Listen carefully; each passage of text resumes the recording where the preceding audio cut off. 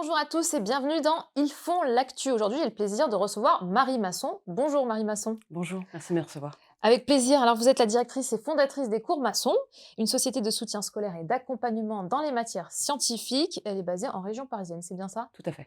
Alors, est-ce que vous pouvez nous dire à qui vous enseignez, à quel niveau? Alors j'accompagne des élèves qui sont en troisième, au lycée, en classe préparatoire aux grandes écoles, qu'elles soient scientifiques ou ingénieurs, et aussi pour les élèves qui passent le concours de médecine. D'accord, et tout ça dans les matières scientifiques. Exactement. Quel est votre parcours avant de fonder cette société? Alors j'ai un parcours d'enseignante, en fait, de formation, je suis normalienne et agrégée. J'ai enseigné pendant 12 ans en classe préparatoire aux grandes écoles, au lycée privé Sainte-Geneviève à Versailles. J'enseigne toujours à l'ENS et je suis toujours examinatrice au concours des grandes écoles.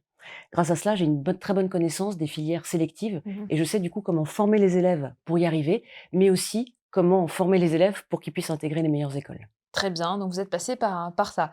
À quel type d'élèves cela s'adresse exactement? Est-ce que c'est accessible, par exemple, aux mauvais, on va dire, aux derniers de la classe? Alors moi, mon objectif, c'est avant tout de faire progresser l'élève, quel que soit le niveau de départ. Mmh. Donc je vais pouvoir à la fois accompagner des élèves qui sont bons et qui veulent devenir meilleurs pour avoir des filières sélectives ou autres, mais aussi les élèves en difficulté, tout simplement pour les remettre sur les rails. Et j'éprouve par ailleurs tout autant de plaisir à aider les deux types d'élèves. D'accord, et c'est pas difficile justement d'aider, des élèves aussi différents? Non, et du coup, moi, ça m'apporte des choses, ça améliore ma pédagogie finalement. Le fait de constater que certains points sont difficiles à comprendre pour certains élèves, j'améliore mes cours et grâce à ça, ça aide aussi ceux qui ont peut-être plus de facilité, donc tout le monde y gagne. Alors il y a pléthore de cours de soutien. Qu'est-ce qui fait votre force, votre plus-value par rapport aux autres? Alors, je pense que ma grande force, c'est ma connaissance de chacun des élèves. En fait, je fais des cours qui sont en petits groupes. Je donne des devoirs à mes élèves à l'issue des stages pour vérifier la bonne appropriation des concepts et la bonne compréhension dans la durée. Et comme j'ai aussi une bonne connaissance des filières du supérieur, je sais quelles qualités il faut avoir pour réussir. Ainsi, si vous inscrivez votre enfant à un de mes stages, je vais être capable en fin de stage de connaître les capacités de votre enfant, sa personnalité, et donc ainsi, je pourrais vous aider à la fois pour qu'il s'améliore, si c'est nécessaire, mais aussi pour l'orienter, pour trouver, la bonne voie pour cette personne. Très bien. Alors est-ce que c'est important d'être, proche des élèves ou est-ce qu'au contraire il faut garder une certaine distance? Est-ce que vous êtes, proche de vos élèves? Alors je suis plutôt très proche effectivement, de mes élèves. Je pense qu'aujourd'hui, les jeunes ont besoin certes d'un professeur pour être soutenus, scolairement, mais ils ont aussi besoin de quelqu'un, qui les accompagne, qui les écoute, qui les comprend, qui ne les juge pas. Mmh. Nos jeunes aujourd'hui sont soumis, à de fortes pressions. On a le choix des spécialités en seconde, on a Parcoursup en terminale, on a, une nécessité de connaître, son projet d'orientation dès le plus jeune âge, alors que les établissements scolaires ne les accompagnent pas pour Mmh. ça.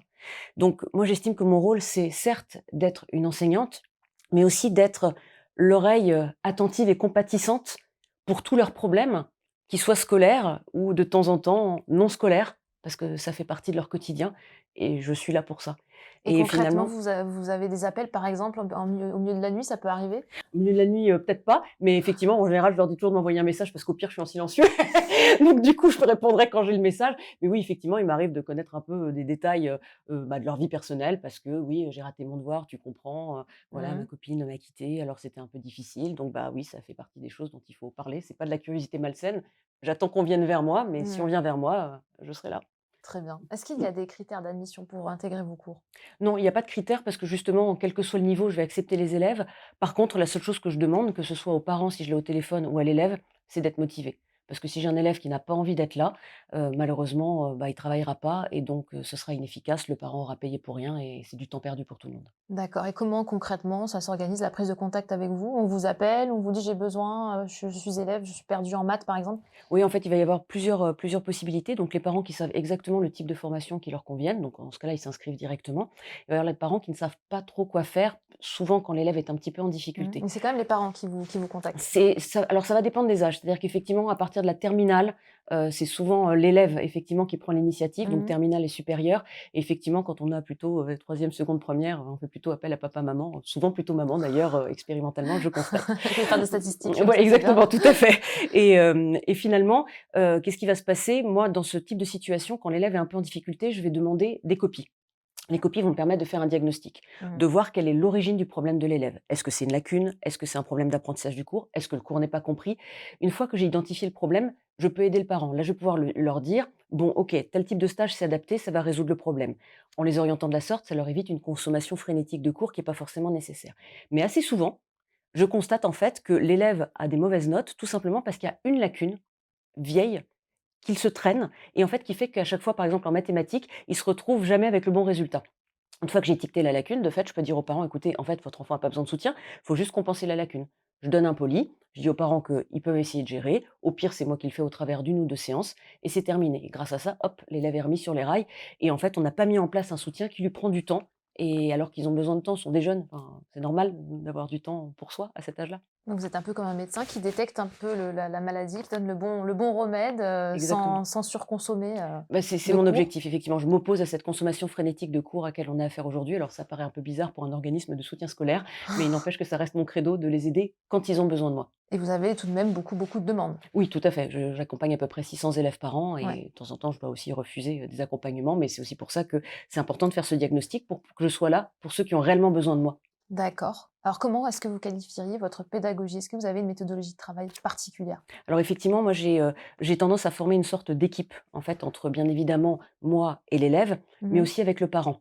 Donc, à l'issue, par exemple, de nombreux de mes stages, je propose aux élèves un plan de travail et je travaille alors en co-responsabilité avec le parent pour m'assurer que ce plan de travail soit respecté. Donc, par exemple, en amont des certains stages, je vais pouvoir leur proposer des exercices pour des remises à niveau ou tout simplement pour faire des révisions pour que le stage soit plus efficace. À l'issue des stages, je leur donne aussi des exercices pour vérifier la bonne appropriation des concepts, couplés à des vidéos de cours qui permettent de revoir le cours en différé, car la répétition ancre la notion. Et puis, pour des Mmh. longues soirées d'hiver, plutôt que de regarder Netflix, autant me regarder à nouveau, pourquoi pas. Ils sont ravis, je suis sûre. J'en suis convaincue ou pas, mais c'est pas grave. Et donc au final, et puis en dernier lieu, effectivement, leur donner des plannings de travail parce que vous savez, de temps en temps, je fais des stages pour les préparer à un examen ou un Mmh. concours. Donc quand ma préparation est finie, OK, ils sont prêts, mais souvent l'examen, le concours n'est pas tout de suite. Et donc il faut les aider à organiser leur travail. Donc je leur fournis des plannings de travail pour qu'ils sachent chaque jour ce qu'ils doivent faire pour être performants le jour J.